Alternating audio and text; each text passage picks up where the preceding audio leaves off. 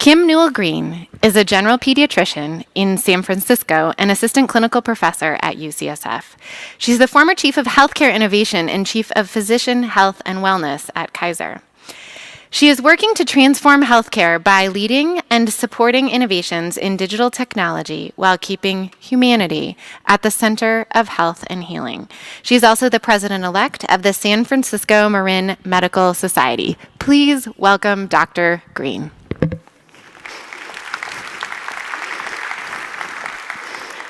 I want to thank you all for coming back after that break. I think we all needed a break.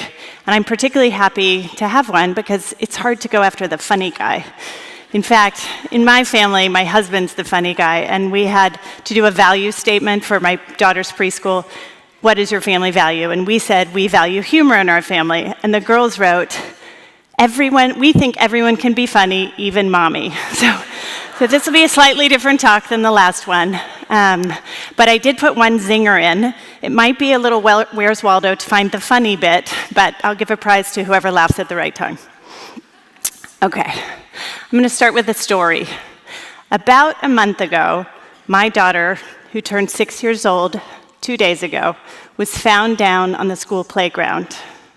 When the teachers approached her, she spoke with slurred speech, and she couldn't really walk. She was very wobbly.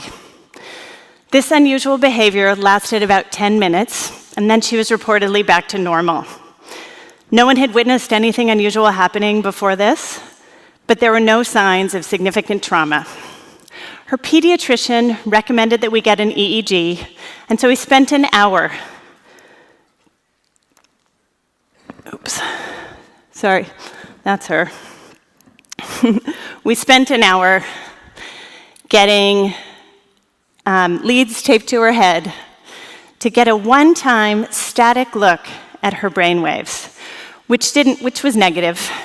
And it ruled out some things, but it didn't fully rule out seizure or other brain disorders, and left us with no answers to this scary and mysterious episode. Though frustrated, I was not surprised by this. As a general pediatrician, there is so much that I cannot see and I do not know.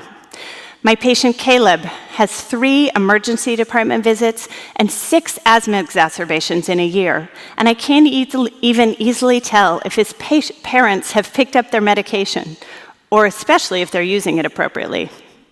I see Sophia every 3 months for her diagnosis of obesity, and I have very little insight into what happens between those visits, and nothing changes.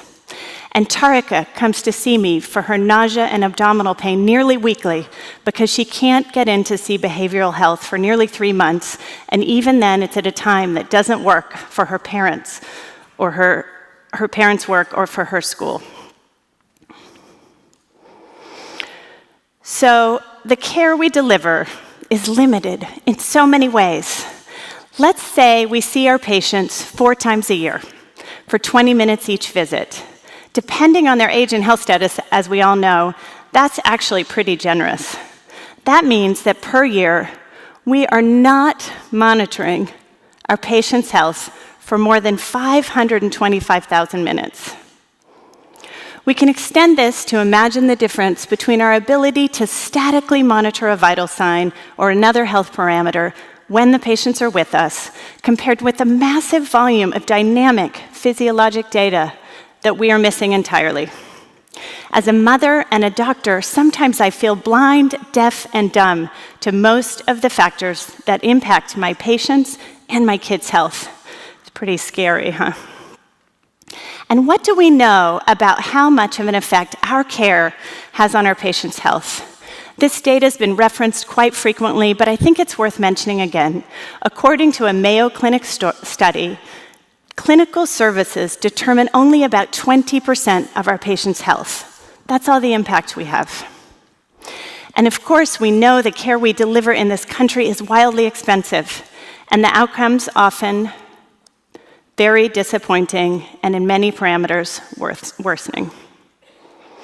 It is because of this, and because I know we can be so much more effective as doctors and healers and patients, that I'm here today to talk to you all about my dreams about technology. My friends and colleagues are as surprised as I am that I'm here talking about technology. I studied comparative religion in college, and when I started medical school, I was as interested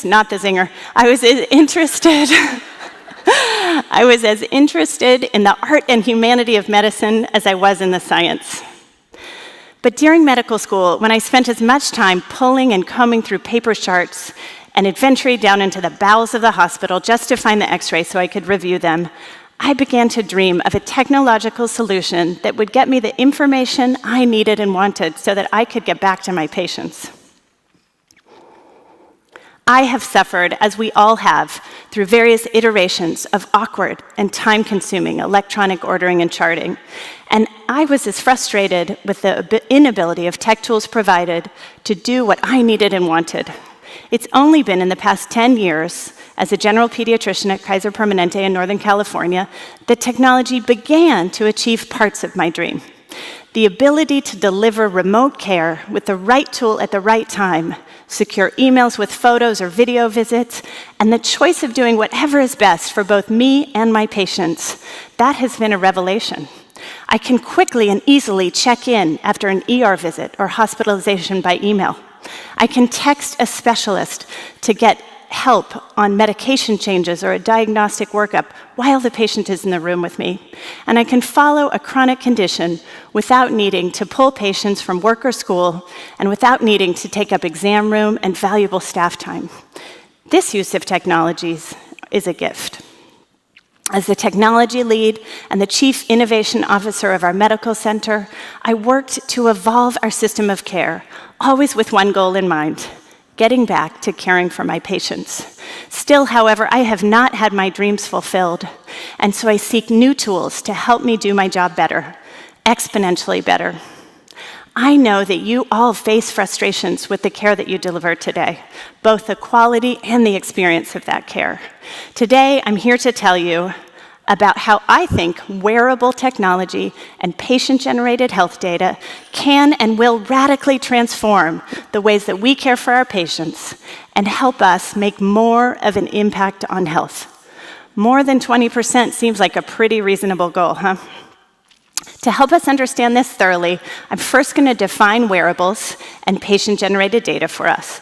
I'll then briefly review a history of wearables and tell us how the limited first generation of wearables has evolved into a wide array of powerful new devices that are becoming available as we speak. I'll review concerns and cautions about the use of remotely generated patient data and help us think about how to allay our fears and ensure excellence. And I'll help us to dream about a world in which the high-quality work that you are all doing today is tremendously enhanced, supported by technology, and grounded in human connection. Before exploring this further, I'd like to start with a poem by Mary Oliver called "The World I Live In." I have refused to live locked in the orderly house of reasons and proofs. The world I live in and believe in is wider than that. And anyway, what's wrong with maybe?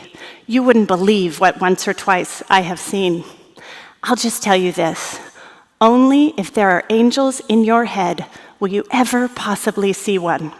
So now, without discarding reason and proof, but imagining a wider world with angels in your head, I'd like to share with you what's happening in the world of wearables so that we can envision and even redesign the future together.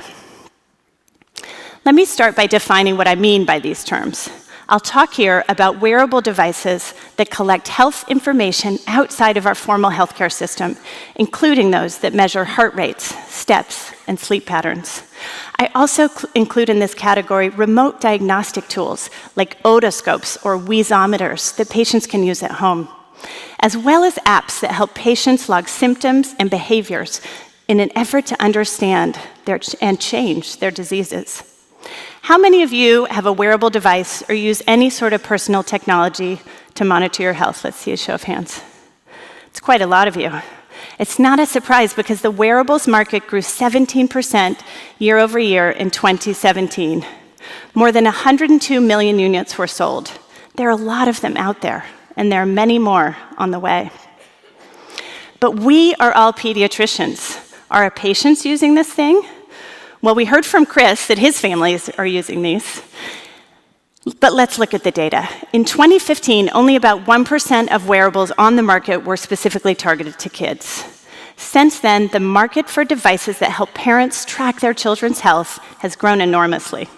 And researchers estimate that 30% of total smartwatch shipments by the year 2021 will be generated by devices intended for the use of kids 2 to 13 years old.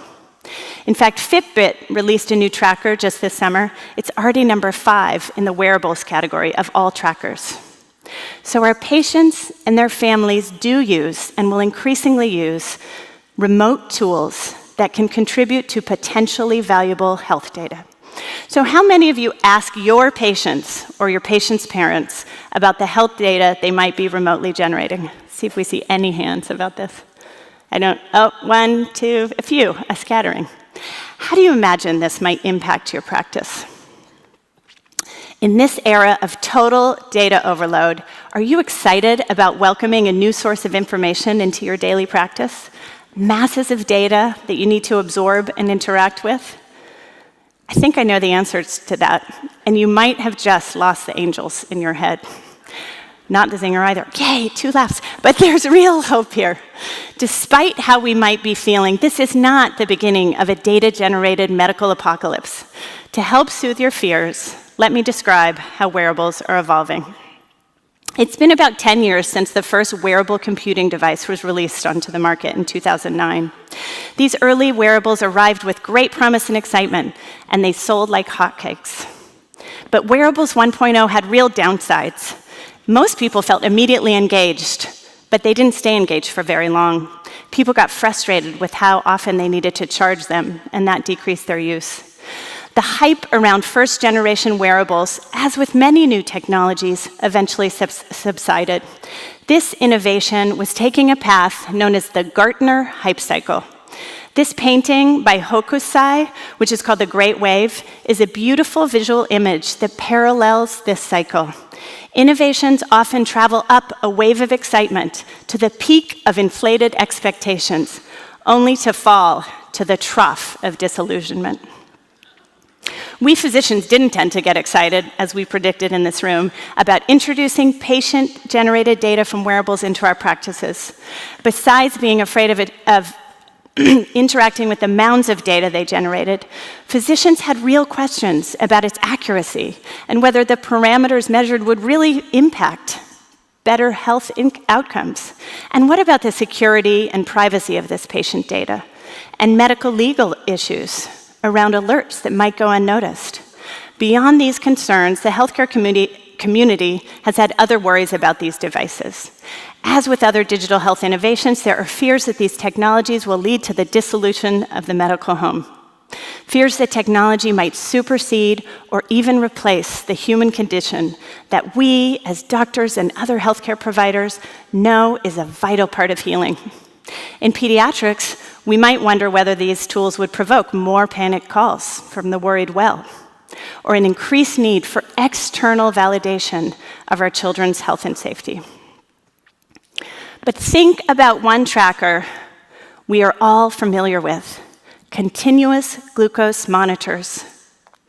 I would venture to guess that few of us in this room would question the utility of these devices or reject the data they provide. We are already using this wearable in pediatrics with great benefit to our patients. What if other wearable devices could be transformed and thus help transform the way we care for our patients? This is where the next generation of pediatric wearables in general, and sensors and equipment remotely generating health information is headed. Up the so-called slope of enlightenment toward the plateau of productivity.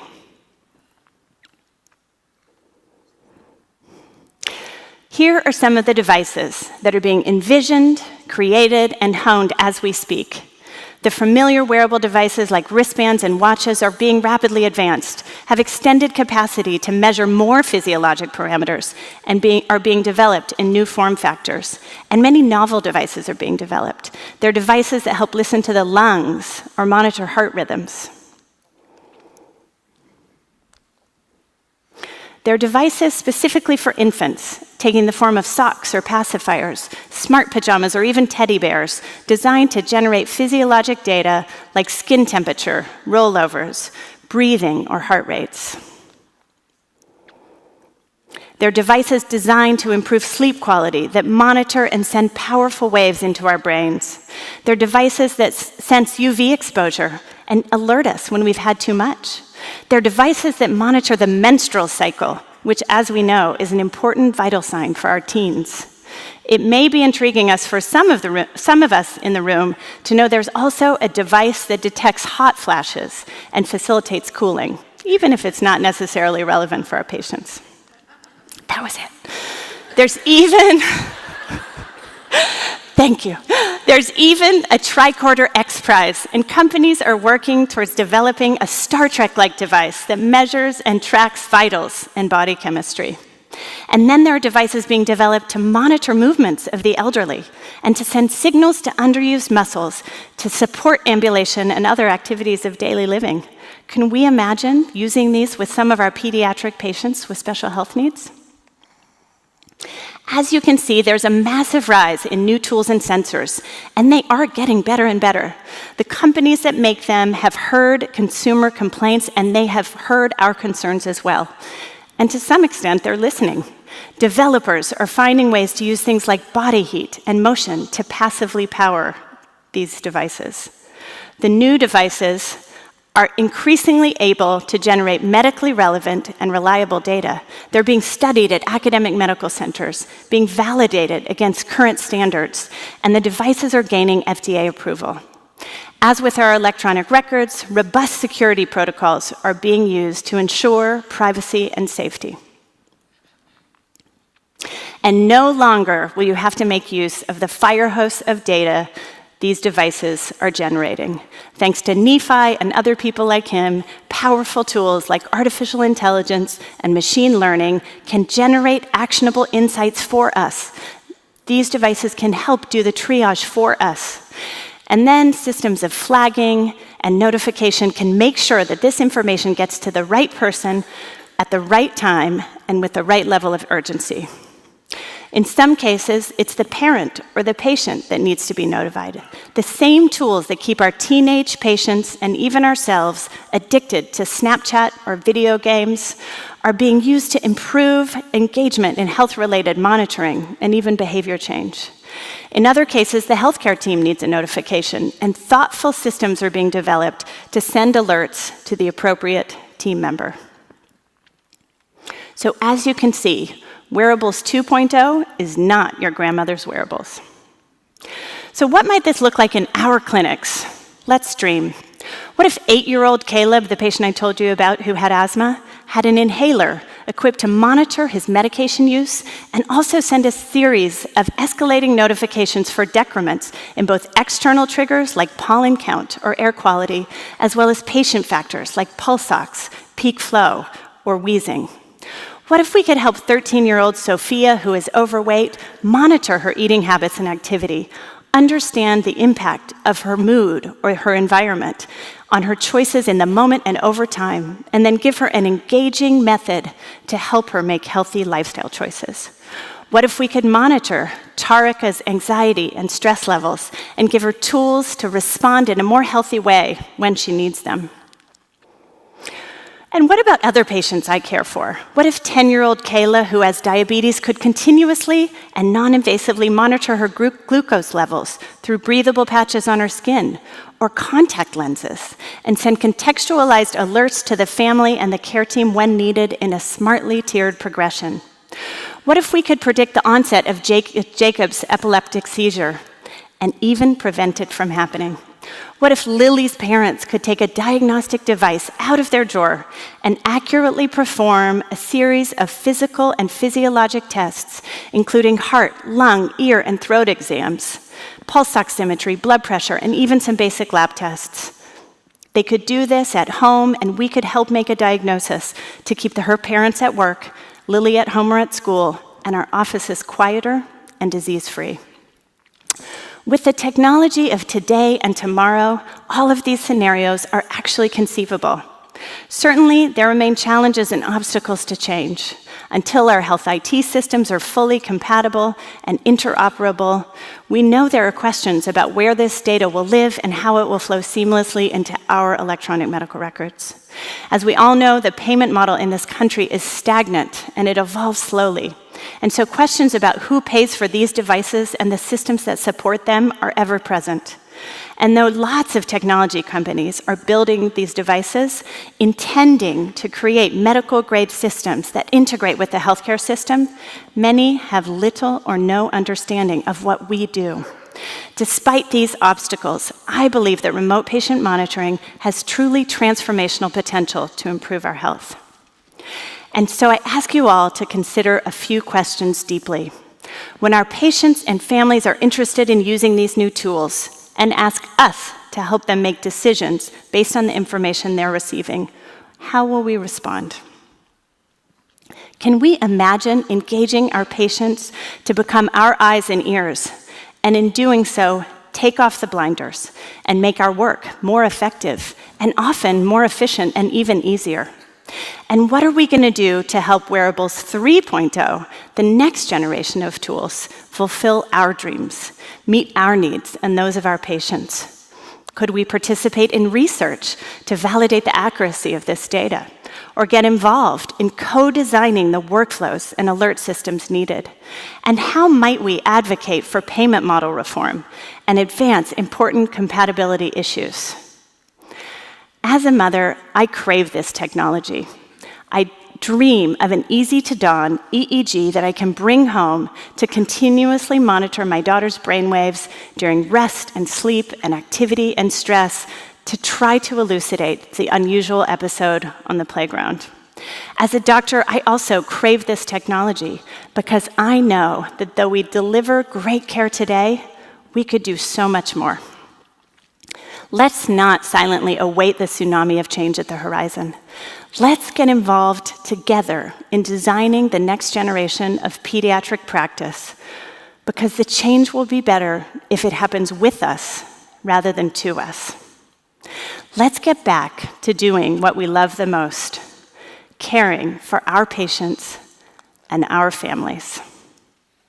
And so I'll leave you with a reference to the poem that I read at the beginning of this talk. Though I do not want us to disregard our reasons and our proofs, only if there were angels in your head will you ever possibly see one.